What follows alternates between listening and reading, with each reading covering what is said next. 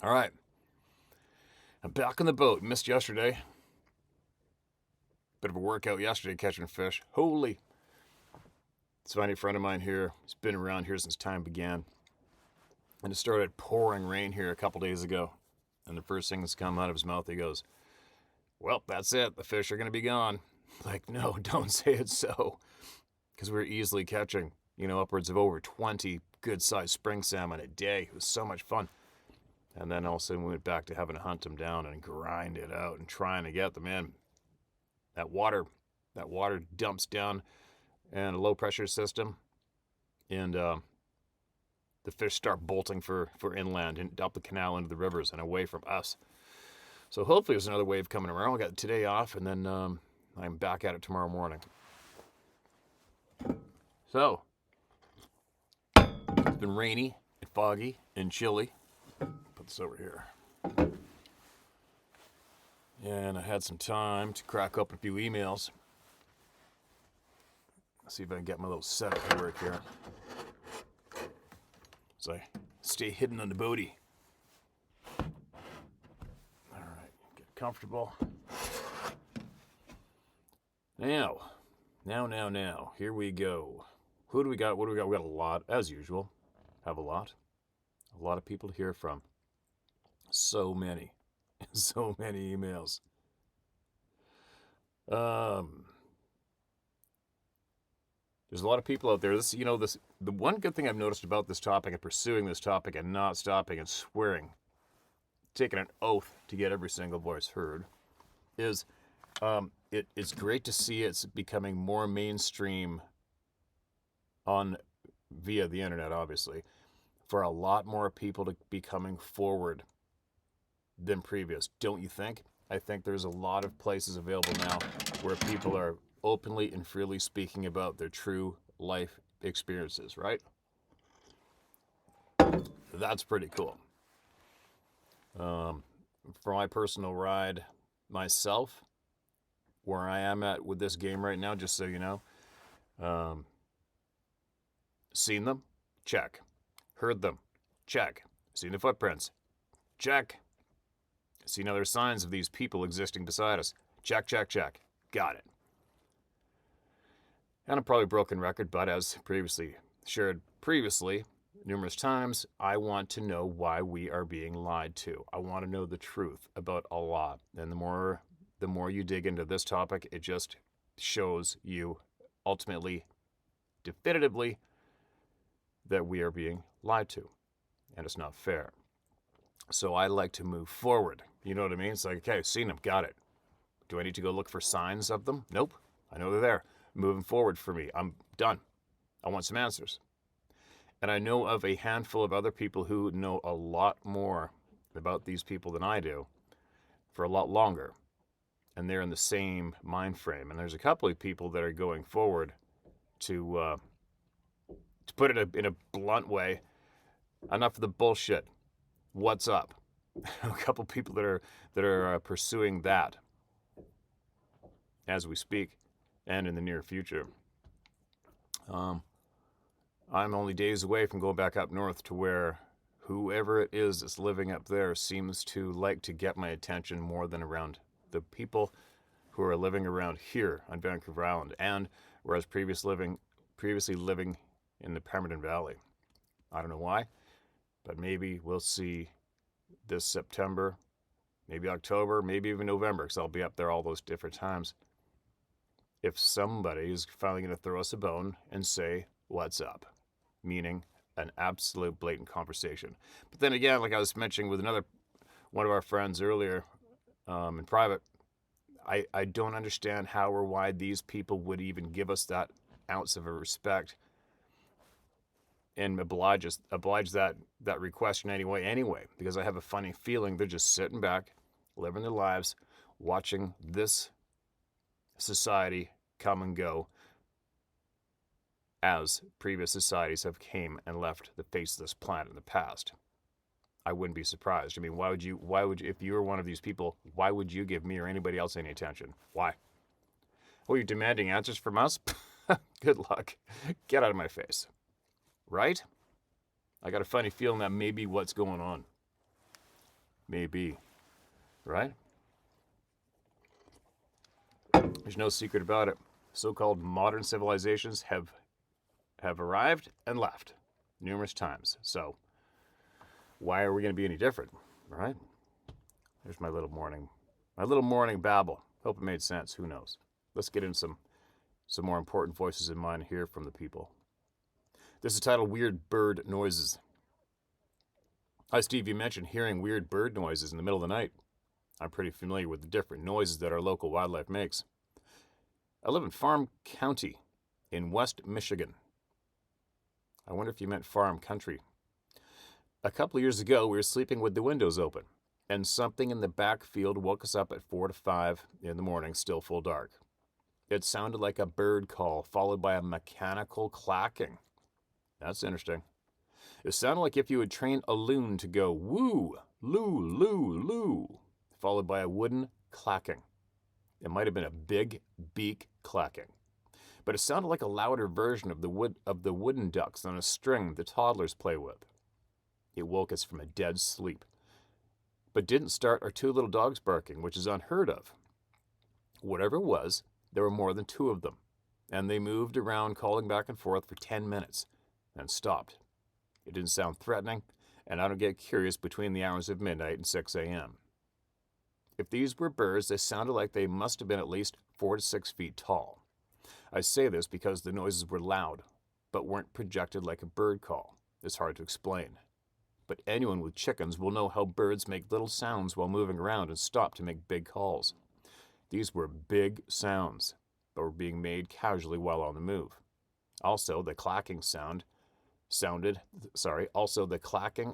really mechanical. I know that shoebills and some other birds, big birds, will clack their bills, but we ain't got those. Besides, I wouldn't expect those bird species to be in my field in the middle of the night. Owls don't have bills, and they don't clack. Never heard it since, but we still bring up the alien night birds every so often. It's the kind of thing you maybe write off as natural if you didn't live in a world where there's apparently more running around than we're ever told. There you go. You're not the only one to hear weird noises, especially weird bird noises in the middle of the night. The clacking? Who knows? Is it a type of language they're talking to each other? Maybe. But thanks for being aware, and thanks for sharing, and thanks for your wheels turning and accepting what truth we can't accept at this point, right? Instead of ignoring it, pretending it didn't happen. Years back, I was where a whole pile of stuff happened, up north again along the Peace River, and I went up by myself.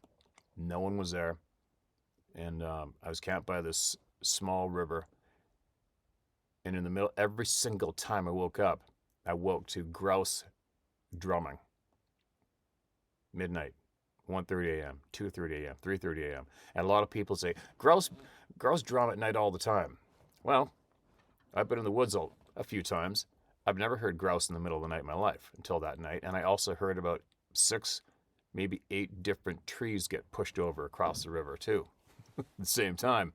I don't think, if a grouse did drum in the night, I'm pretty sure all of those trees falling and hitting the ground would have stopped them, if you know anything about grouse and scaring them. All sorts of weird. The owl one, though, sounds to be the most common over-exaggerated mimic sound that people hear, right? This is titled Verifying Waldo Lake Wilderness Experience. I was there. Don't do what I did. That's the title of this email. One addition to Waldo Lake encounter. I was awoke and saw hands slap our tent almost 180 degrees apart. It was a 6-man tent, 8-foot diameter. That guy had a hell of an arm span. I knew it wasn't drunk hunters. I used that for an excuse until person sent their stories in, and I felt obligated to let them know they were not alone. Here we go. Hi, Steve and the Howd Hunt family. Waldo Lake harassment was my third experience. I'll start at the beginning so everyone understands that I was very much like the young man buffalo farmer. In 1968, I immigrated to BC to a remote cattle ranch 32 miles from Nazco Trading Post / reservation and 48 miles north of Alexis Creek. First, while bringing animals to the ranch, we were delayed at the Sumas border and arrived at Williams Lake around 9 at night. The only place we could get for 3 horses and 3 dogs was an old shack 3 to 5 miles away from town around the lake with a corral. After we got horses settled and belongings moved into the shack, new stepdad and I went out to feed, water, and check on the animals, and then the screaming started. Horrific, woman being mortally violated screams, loud, coming from 4 or 5 different spots around the lake. Stepdad says, must be cougar mating season. My ass. I'm only 7 and I know he's talking shit. A year later, a whole family and 1 hired help are all at the dinner table at the ranch, and oh shit, another horrific scream. Everyone stops chewing food and wide eyes open and total shock silence. At least 30 seconds. It's so loud, even in the ranch house. Stepdad says, must be a cougar running around. I'll check for tracks in the morning. He comes back the next morning muttering something unintelligible about not finding any cougar tracks. Mid-June of 76, all the spring runoff is gone and Muskeg isn't too full to be passable. I have the cabin/spring fever fishing itch bad. I wanted to get to the Nazco River before native guides come through and fished out all the good spots. Stepdad wouldn't let me take the 32 special, so I headed south to the Nazco River with 12-gauge, lightweight beginner's model Winchester single shot armed with 3-inch goose loads and a pocket fisherman. A pocket fisherman. Then I lost my spot. Come on. There it is. 6 miles across country down Martin Meadow Creek. On the way, I saw a sign from 4 large grizzlies in the form of poop mountains. While avoiding their feeding habitat, I had 70-yard face-off with the largest black bear boar I've ever seen up close. He woofed at me and went back to eating sweet velch in the poplars. I got down to the river and fished successfully for rainbows and squawfish amid all the grizzly sign. Made a riverbank fire and ate my catch, so a grizzly doesn't want to eat leftovers off my back. I make it 2 to 3 miles away from the river above the box canyons before the muskeg on the way to the ranch. Then something is following me. I stop. 1 footstep after mine. I'm a full-blown bush boy running trap lines, playing in the woods with natives. I know everything I hunt and what could hunt me. Previously running trap line, a 2 to 3-year-old calamoose followed me, thinking I was one of her group. We had a mutual scare. She ran away after I shot her in the ass with my 12-pump Crossman, and I ran for the nearest spruce tree I thought I could climb in a hurry. So I see a likely ambush spot with meadow and no cover and a 12-inch tree to run around. I'm going to confront whatever large animal's following me. Grizzly, moose, cat, wild horse, or cow. I charged full sprint, 70 to 100 feet to that 12-inch tree and had the drop on what was following me. My 12-gauge poked around the tree, and breathless, I stood there examining the ground, rabbit high up. Nothing. I knew for sure I was looking right at a very large animal. All my hunting skills screamed, it's right in front of you. Nothing to be seen. After 3 to 4 minutes of staring, I ducked behind the tree and took 5 to 6 steps like I was walking away and darted back. I looked around the other side of my cover tree. Still nothing. I got back on the road and headed for the ranch and walked no more than 50 yards. Crash. It sounded like 1.5 inch or bigger dry limb being snapped off.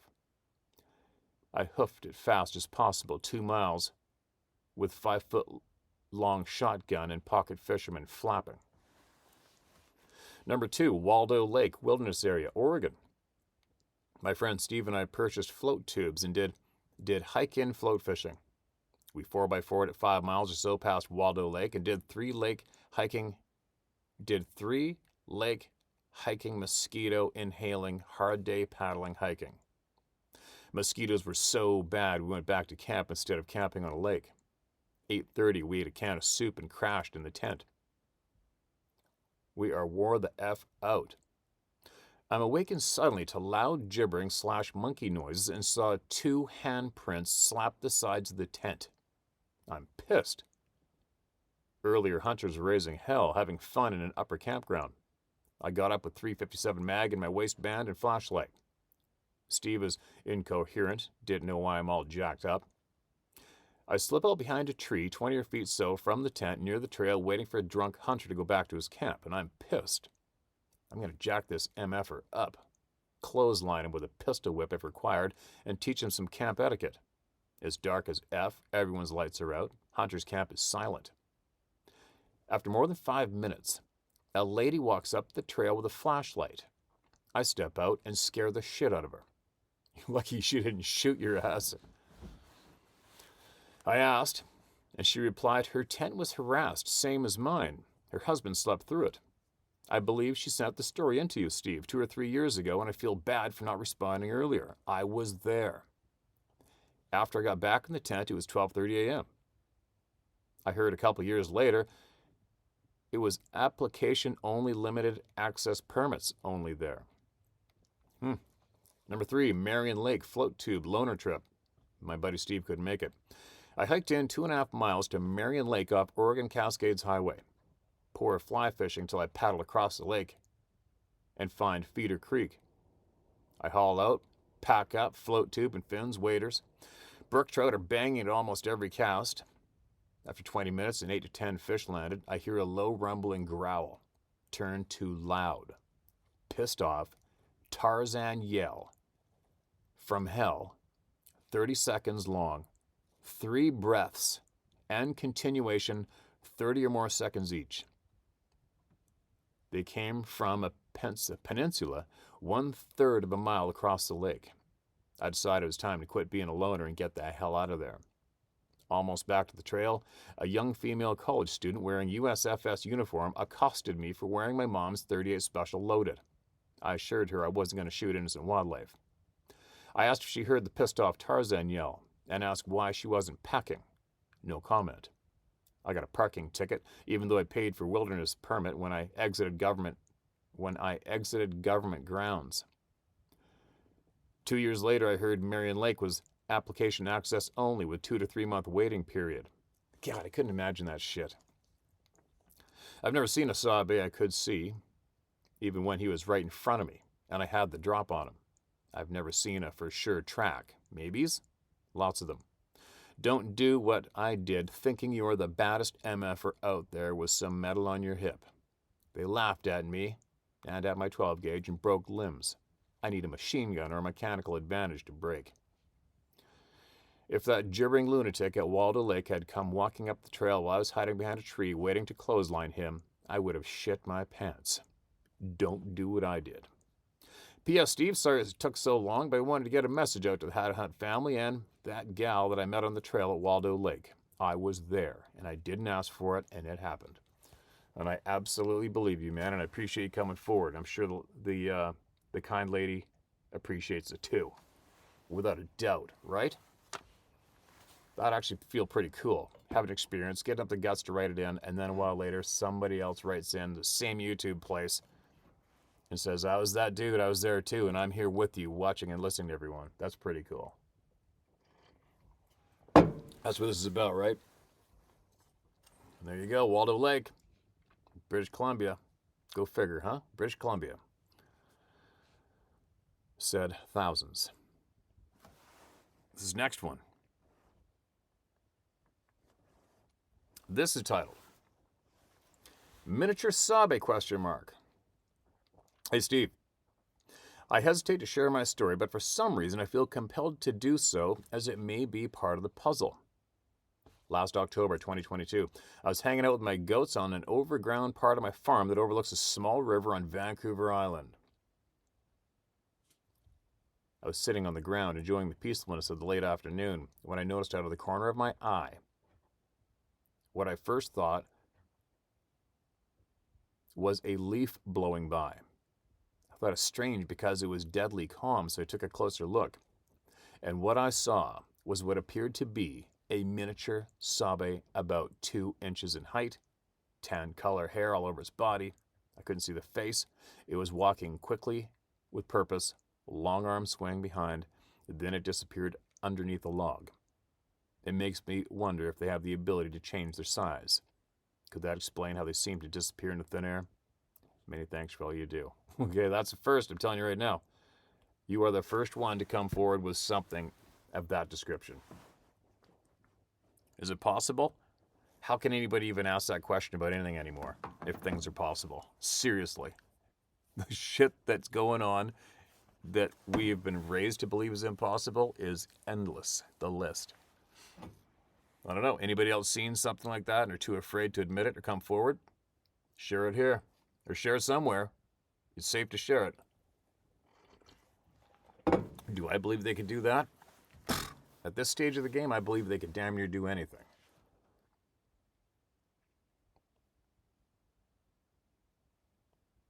What's this next one? Title, this is red. I think I got a mixture of older and newer emails here.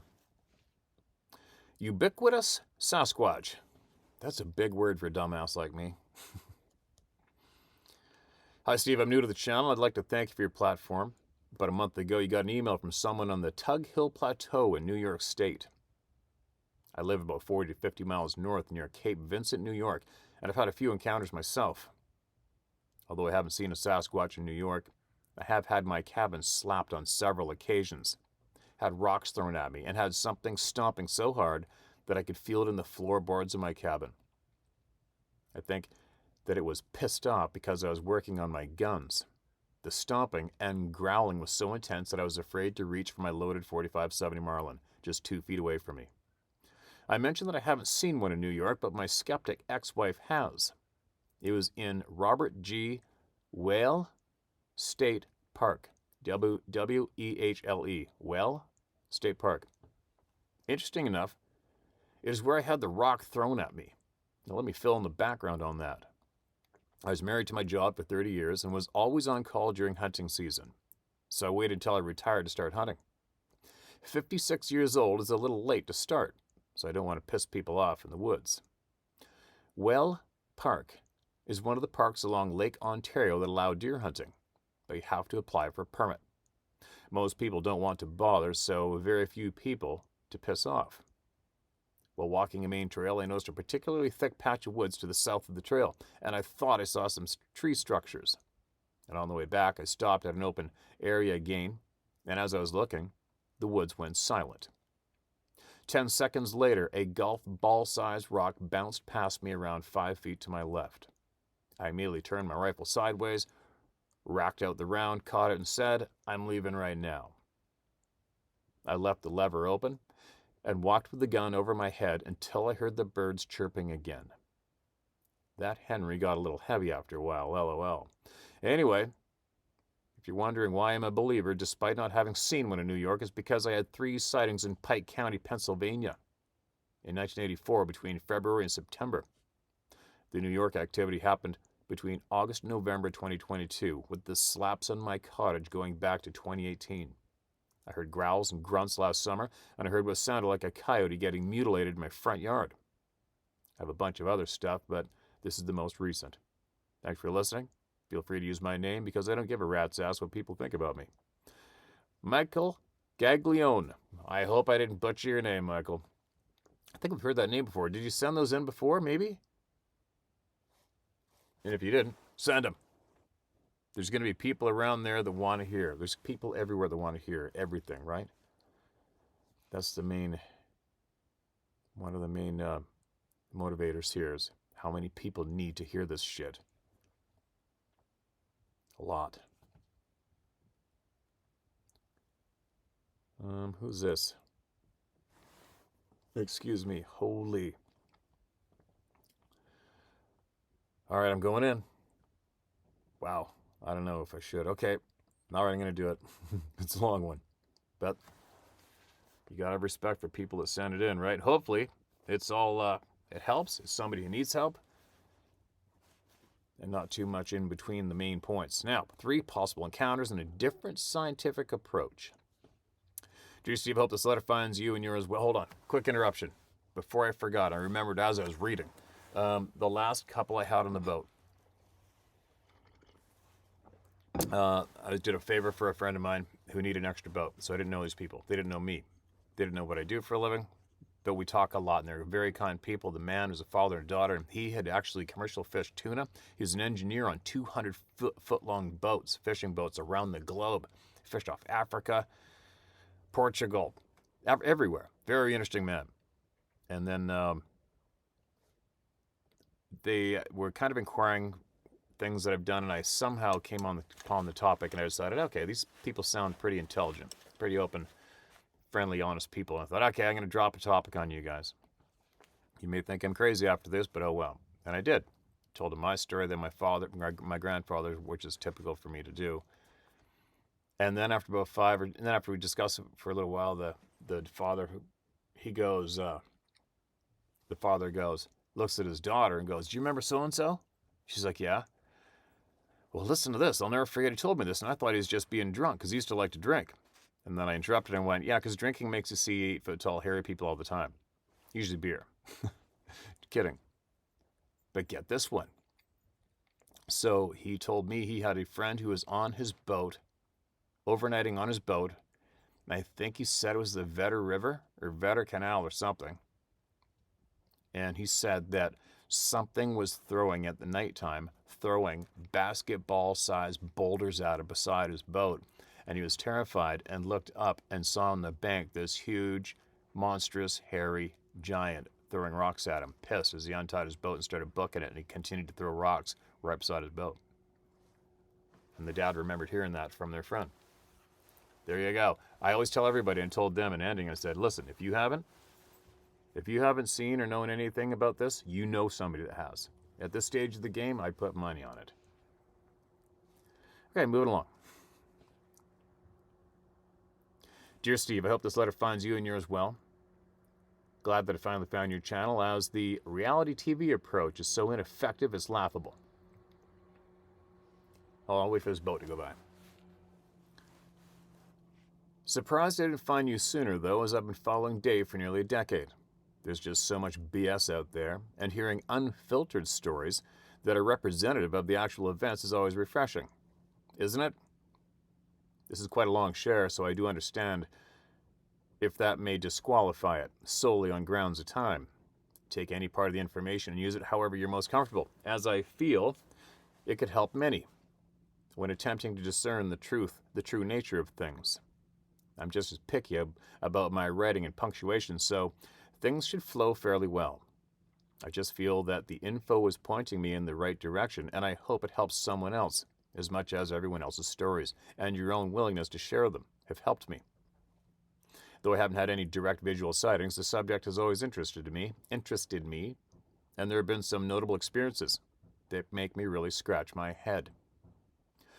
Raised in the city, I wasn't your typical outdoor enthusiast, but thoroughly enjoyed my time outdoors, as any kid does. I'd moved to Thompson Falls, Montana for a year, around 17, and fell in love with the area. I eventually moved to the region permanently, as I just couldn't stay away. It just took nearly 2 decades, LOL. Though I absolutely love going out hiking and camping, I sustained a serious back injury a few years ago, and I'm still working to recover, so I can get back out there. While exploring alternatives to major surgery and painkillers, I came across some extremely interesting, seemingly correlated information. Regardless, here's my experiences for what it's worth. Itchy nose. Excuse me. The first experience was in Tennessee on a camping trip during the fall of 2014. My fiancée at the time and I were finally able to find a remote enough place where I could show her the fun of camping with no electricity. The only real camping, in my opinion, since I can't stand the idea of glamping. We found a place called Lost Creek, just south of Reliance, Tennessee, in the Cherokee National Forest. I had a decent first night despite arriving on site and setting up well after dark. The second night was the first odd occurrence. After starting to settle down for the night and the other campers had turned in, we heard what I can only describe as a child or woman crying out in distress, with a low groaning undertone in the deep forest. This was from what I can only estimate to be about 50 to 75 yards away, considering all the brush. The sound was repeated about 4 to 5 times, and it was extremely unsettling, to the point where I felt compelled to go out with my very bright flashlight, a TN12, and see if someone needed help, feeling almost as if someone was either lost or injured. My fiancée said that she got really bad feeling and refused to let me venture more than 50 feet. I haven't heard anything resembling that sound since, despite hours scouring for the source online multiple times. Then I very recently heard a vocalization of an alleged Ohio grassman while browsing/researching, and my blood ran cold. From finally finding that sound after searching for 9 years, I no longer question what I heard that day. The second experience was actually the next year in the same general area. This year we decided to hike Big Frog Mountain south of the campground and enjoy that area before driving back to camp. As we hiked to the trailhead from the service road entrance about a quarter mile, my fiancée and I felt like something was off. It was at this point that we both noticed that it felt like we were being watched from the tree line to our right, about 30 feet from us, up an 8-foot berm. I recall no smell, as some describe, but there was also absolutely no sound whatsoever. Though they're rare, I thought I might be having a tinnitus episode. That was not the case, since my fiancée experienced the same thing. What made it so odd is that things you would normally hear just because of proximity were just not emitting any sound. The only insects we saw were entirely silent, mainly butterflies for some odd reason.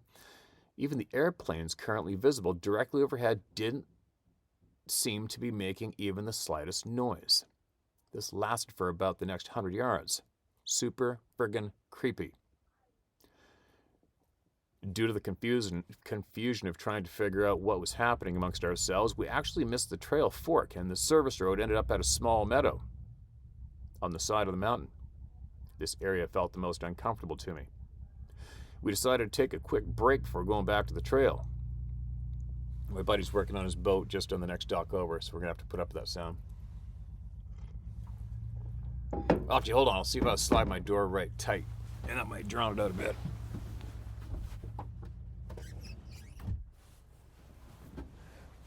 All right, that'll help a little bit.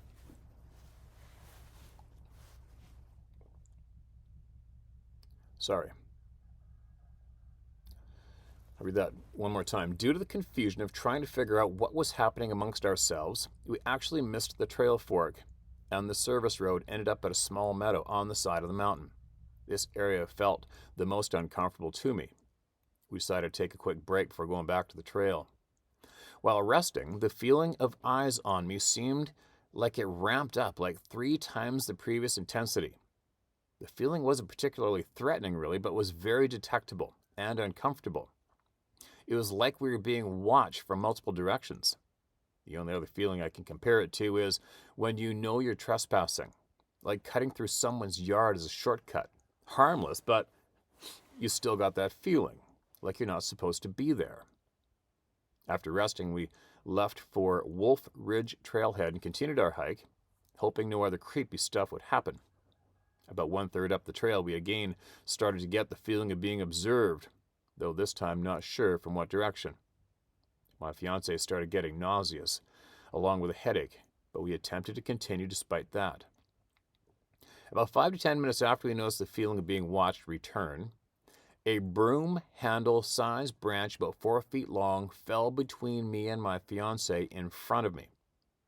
I was under the impression that it just fell from one of the many thick trees around us, but my fiancée was convinced that it had an arced trajectory, like it was thrown, and that something else is going on. She insisted that we leave. After short discussion, I agreed. We also came to an agreement of how to deal with those uncertain situations in the future, for safety's sake, if nothing else. The third experience was actually in our current home of Montana. This was during a vacation to the area that ultimately ended up with us moving out here. The beauty of the region is truly stunning. It was a beautiful, partly sunny, 50-degree Fahrenheit day, and we had decided to visit Garnet Ghost Town, a small abandoned mining town from early settlers. There was a parking area to the intersection just south of Cave Gulch, as the regular road was still closed for the last few weeks of winter. We decided to hike the adjacent road, as it was only a few miles, and we decided it would be a good way to take in the sights. Funnily enough, we experienced that vacuum of sound again. but this time much closer to the start of our hike, after only about 500 feet. I turned to my fiancée to confirm the phenomena once again. We checked our surroundings, took note. I asked how she was feeling and if she wanted to continue, and this time the feeling only lasted about 5 minutes. She reassured me that she was feeling okay, and we continued on. After about 1.3 miles into the hike adjacent to the Forest Service road, from what seemed about 1 to 150 yards away, we heard what can only be described as someone/something yelling, "Ow, ow, ow," extremely loudly. It was so bizarre. It caught us both off guard. It could have even been a human, though it sounded more like a general, wild primate type of noise. This made my fiancée extremely uncomfortable, and she started walking much more quickly down the trail towards Garnet. I was curious and asked her to wait for a moment so I could hear better. But she had decided she was not interested in finding out what it was, but it seemed like she already knew. I'd already gotten her Dave's first 4 books a few years prior, and she started to mention some of the key points in some of these cases. As her concerns all seemed logical, I relented and followed along, still curious what that was to this day. A fox is the closest I can find, but much too high-pitched. By this time it was overcast and had started to shower/flurry lightly. After another approximately 3/4 miles, it started to sleet, which we thought was very odd since the forecast called for sunshine. My fiancée started feeling poorly, just as before, with nausea, dizziness, and a headache. She was again very insistent that we go back. This, coupled with the sudden drop in temperature and quickly accumulating snow, was what convinced me to return. Now, regarding the information I've found to fill in a significant portion of my puzzle, and hopefully someone else's, as far as trying to understand various phenomena, including various cryptids, the first thing that I needed to do is dispense with any kind of faith-based dogma, or else specific important details may be left uncertain or misinterpreted. I just try to take it all in and understand it in the way that it was portrayed, then translate it to modern technology. Then translate it to modern terminology as directly as possible. Very similar to your quote from the horse's mouth quote and approach. The only difference of opinion that I may have with you is animal/ape debate, but probably not in the way that you would expect. Let me explain. I feel like these beings are animals, have sentient intelligence, are a culture of people, and possess an extra control over their energetic form or forms. I believe that too. Here's my logic. If the genetic testing that was done is fully legitimate, which I feel it is, then the approach that states they are a type of people but not animals just seems unnecessarily dismissive to an entirely valid and factual set of data. This has the potential and the tendency to be detrimental when trying to understand what we can physically measure. Humans are apes, which is a proven fact, through genetic comparisons to other primates. If these beings are similar to our own Homo sapiens species enough that they share a significant portion of genetic material with us, then logic would tell us that they could share that same morphology, or any series of biological similarities with us, including things that range from seemingly identical to entirely different altogether. This is not in any way to deflect the experiences that people have had, directly or indirectly, including instances of paranormal events and or effects that have been experienced. There are absolutely a culture of people without any doubt in my... Excuse me.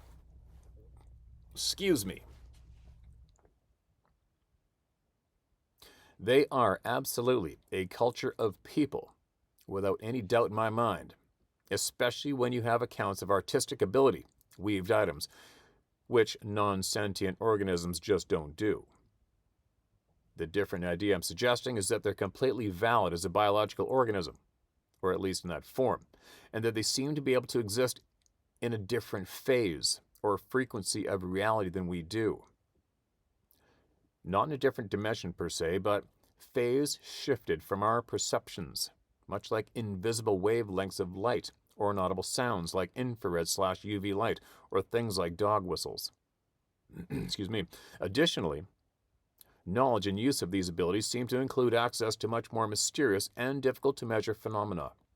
Some animals, like the mantis shrimp, can see much more wavelengths of light that are naturally invisible to us, and have fascinating biology to support that ability. What's to say that there aren't other seemingly fantastical abilities that some animals have access to, including us, that we may not fully be aware of or understand due to our limited perceptions? I say you hit the nail on the head with that one. Those perceptions could even limit or alter the design of various measuring/recording devices we use and the methods of how we use them to try and understand the phenomena, adding further confusion to the issue due to that limitation. Many people believe that humans may possess similar or even additional abilities that we may have been robbed of through slow, systematic conditioning using covert suppression of legitimate inquiry to prevent unification of physical science, esoteric knowledge, our spirituality, and our knowledge of their correlations. That seems to be a recurring trend when gathering most of the information I'm finding in my puzzle. Though it seems that many, if not all, aspects of fringe or esoteric knowledge are intrinsically connected, there are three things that I have found with multiple lines of physical evidence for people willing to do the homework: resonance, electromagnetism, and worldwide ancient teachings. Resonance is the function of the universe. Everything resonates at a certain frequency, and I mean literally everything, even down to the smallest measurable particles. This is how string theory was postulated as a theory of everything. Sound is the most commonly recognizable form of resonance. Infrasound and ultrasound, whether using inaudible or semi-audible frequencies, have an enormous range of effects that some may label as woo-woo or pseudoscience. But I can assure you that many studies have been done on this exact phenomena and how it impacts brain and body states. Just look into the effects of binaural beats and how people, including myself, use them to alter their brain state to one that is more helpful to whatever activity you're doing. It's a very literal and very ancient biohack. There are also studies showing the cymatic response to certain frequencies causing various effects down to the cellular level. Ever notice the acoustics and resonance of most temples and spiritual places? Especially the particularly ancient places? Yeah, they definitely knew what they were doing. This could be a way to easily explain the various crazy feelings that people get when hearing these beings vocalize, but with the amplitude, the power, along with the various effects it has, turned up to 11, due to their mastery of the skill and a physiology to match. As for electromagnetism, take that same technology of resonance with sound and subtract the requirement of a medium to propagate through, like sound does, and you have the electromagnetic effects. Therapeutic electromagnetic field devices share many of the same useful resonant frequencies and effects as the binaural beats, and has a much more direct and significantly increased effect on biological functions at the cellular level, since they easily permeate our bodies when not electrically shielded by a type of Faraday cage. These EM fields are said to be used to help with things like depression, Alzheimer's, and dementia for the brain, though some claim it also helps to unlock latent psychic abilities.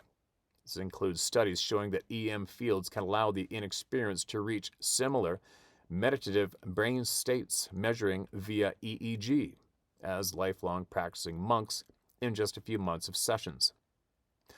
By using controlled EM fields to stimulate the cell function that produces ATP, the molecular our cells use for energy, this extends to the point of helping with extremely difficult to treat ailments, even helping regenerate severed body parts with little to no scarring, going even as far as helping to treat cancer with little to no side effects.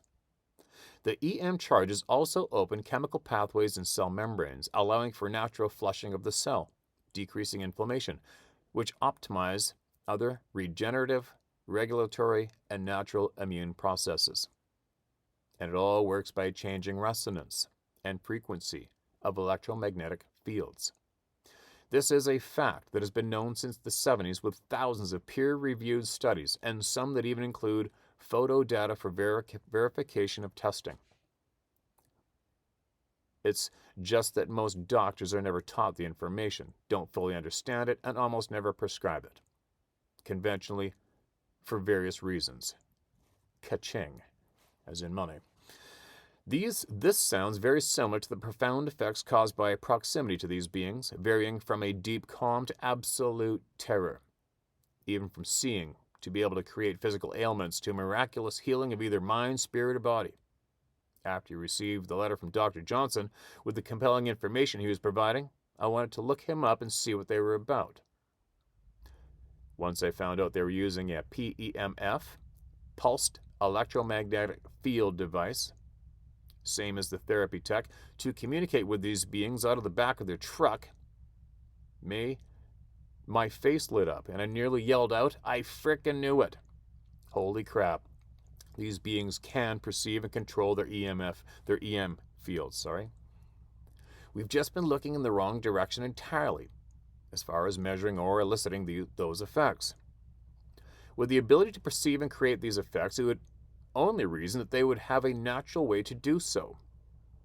What seems most feasible to me, if we want to use an analog for comparison, is that they may have a sense similar to a musician's ability with perfect pitch, natural or perceived pitch, trained. If you give any musician beyond a certain skill level any random note, every single one of them would be able to hum or play a harmonic interval to that note, third, fifth, etc. All they need is a starting frequency or note, as long as it's within their range of perception and ability, just like singers. These beings would be able to create and use whatever harmonies or effects they want, via sound or magnetics simultaneously. More boats, sorry. The screen went blank. Still rolling. This may help explain the intensity of multiple effects, including some of the more paranormal aspects, and potentially the skill or talent of the individual creating those effects. This covers an incredibly broad array of accounts, because then the effects are entirely dependent on the individual. Some singers are better than others, after all. I had been suspicious of that very thing, EM field manipulation, and was brainstorming a way to possibly test or verify the hypothesis, but hadn't heard of anyone who had used that approach until now. Though it may not be an ultimate answer, I feel it may play an incredibly major role to helping us understand these phenomena, and hopefully help unify some correlating paranormal, scientific, or esoteric ideas and theories. I'm still doing plenty of research, but finding legitimate verification of the weirder side of things isn't very fruitful, unfortunately. Lots of sifting through BS.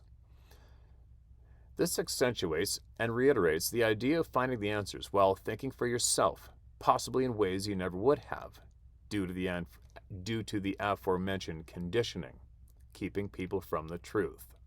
Right? Though it can be a long and arduous journey to the truth, once you learn how to decode the information, it's extremely rewarding to click in that puzzle piece, however small. Isn't it? There are accounts of wild men on literally every continent and virtually every culture throughout recorded history. Even the oldest fictional story that we have ever found, the Epic of Gilgamesh, over 5,000 years old, mentions one of these beings as the main character named Enkidu. People have known about these beings for a very long time. The point is, these beings have always been around, and I feel they are way more complex than we could ever expect, but I also feel we are fully capable of understanding them. It can be an intimidating amount of historical information to sift and decode, utilizing various symbolisms due to interpretations, omitting or modifying details to the stories through their own cultural lens, as would be expected. However, it makes sense that the elders were so picky about how and who they divulged certain information to. That symbolism includes performing exhaustive initiation rituals to ensure accuracy and appropriate context through countless generations. Talk about insurance. Again, they knew what they were doing. It's when the stories became corrupted and projected as truth that the reasoning for the symbolism and the rigorous initiation to the knowledge becomes more clear. If you know the symbols, their meanings, and how to apply them, truth seems to intrinsically reveal itself. It's almost creepy how the information jumps out at you. It seems, though, however much people try to warp the story, it always retains the necessary information to track it back to its inception and true meaning. You always have to look deeper. The people's stories are the key, and since most don't have any agenda to control others, there's no reason to corrupt the information. But you must stay vigilant to that truth. A good example being that I had never heard anyone else talk about the EMF field idea until just a couple weeks ago on your channel nonetheless, all right? As I'm working my way through the back catalog, I was listening to the episode uploaded March 7th, 2021, starting at 6:20 minutes, and they seem to have the same idea. I then heard the episode with Dr. Johnson and their approach. After that, the subject just kept coming up in unsuspecting places for some reason, so it just seemed like I needed to look deeper into it. Add on to that certain synchronicities that I have been noticing, and it's like I'm getting hints that seem almost obvious when it happens. The scientific method is supposed to be an objective and self-correcting set of principles that guide us to truth with things less understood. Science is a tool, and just like any tool, its application is entirely dependent on the user. The problem is the corruption injected into the system using it. That corruption in its various forms mitigates progress for the sake of profit and control. As long as we eliminate that corruption, I feel like a golden age of understanding would be upon us, improving things for everyone. Here's to hoping more scientists and researchers find ways to honestly test and present the research. With all the information I've collected over the years, it seems to me like these topics may be the start of a good scientific approach and the closest I've gotten to actually finding a more mainstream idea, hopefully mitigating blatant dismissal as legitimately recognized effects to test when it comes to the more mysterious and paranormal events surrounding these encounters. Now I have a better lead thanks to you and all the wonderful people that spend their valuable time to share an experience they most likely wish they never had. It's because of all of you that I was able to make these connections to my puzzle. Thank you all. Thank you, Steve, for giving the people a voice when it comes to these topics, and all the people who sent in a story to share. Without you guys, I'd still be running in circles. You all rock.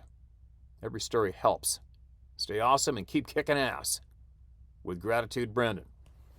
Brandon, I could have kept reading that for days. What a super kind, generous share of all your time and knowledge you've been gathering with all the people here. And I'm super stoked and glad to hear that you're motivated and got a few puzzle pieces because of what we're doing with everybody as a group here, right? At this big table, round table of knowledge. The club of no return, where every single one of us didn't ask to join. And once we were thrown in the club, there's no escape for life. You know, there has been a handful of people talking about the EMF thing, and especially the scientists in the UK, the nuclear scientists. Some people were saying I have to get a Geiger counter when I'm in the woods, especially when stuff like my knife shows up from who knows where it's been. But the nuclear scientists who claim to have dozens of sightings all say you need an EMF detector. That ultimately shows their presence nearby. Do I believe that to be true? Yep, I do. Take from what you will or leave it. I know of a couple other people that have gone down the exact same trail you just mentioned in your email as well. And they've gone a little further, I believe, but it almost sounds like I'm hearing from the same people when I read your email, to be honest. So you're not alone, man. You're not alone on your journey at all. There's a few people that are ultimately paralleling you, have paralleled your ride so far too. Anyway. Overcast, cold, chilly. I've got things I got to get done. Man, my finger is blowing up. customers were jigging with these lead jigs with treble hooks, and it literally went rifling off the man's rod, and the hook stuffed me right there. Perfect. Stopped it dead. I'm like, oh, buried the barb, and I think it stuck me in the bone. So I woke up with my finger being kind of swollen and not wanting to bend. But anyway, I don't even know why I mentioned that. What else? We have a lot of very, very, very kind people here. So many. It's frustrating for me because I wish I could just hang out and be friends with so many people here. But it's impossible. I need about 500 lifetimes, right? So many people, kind people, have come here and are here. And I got to mention one name. There's a very, very kind lady named Molly who's been here along for the whole ride, I believe. And she's done so many kind things. Gone out of her way, no requests, and just done some over-the-top kind things I don't know how many times. And you know who you are, Molly. We appreciate you so much. We love you dearly. You are so kind. If everybody in the world could be even half the person you are, this world would be a better place. But anyways, the latest kind thing Molly did was she took note that Sarah was handwriting all those envelopes to get the stickers, the decals, the decals shipped around the world. And she went out of her way and made a return address stamp for her to help out her writing. How kind is that? Sarah phoned me this morning all excited. And Molly, that you went out of your way to do that for her, and it's very appreciative. Very appreciated. So kind. On the decal thing, Sarah had 3 returned to her, all from people who had been waiting for some time in the mail returned. One was returned the wrong address given to her by the recipient. So she's going to have to find their email and sort that out. Another's from another woman who emailed in, been waiting a long time. And she already sent her another one. And meanwhile, the original came back to the house today. And another one came back with the wrong address. So anyways, she's getting it all sorted out. She doesn't miss anything. If you ordered, you will receive from Sarah, without a doubt. So it's unfortunate that frickin' using the regular mail sucks ass. But anyways, it's still working out. It's just a little more difficult. The link for where you can get those are in the video description below. Amongst other things, there is a handful of days open. I got a friend of mine who's open, has a lot of days open. He's looking at them right here out the window. Probably the best fisherman I know, can take up to 4 people. And I think he's got a bunch of days available. If anybody's got some last minute fishing they want to get in, fish for the freezer, give us an email. And that link's below too. And I'll be back later on. Maybe even tonight. We'll see. But I got to get some stuff done here. But I'll be back for sure as soon as I can.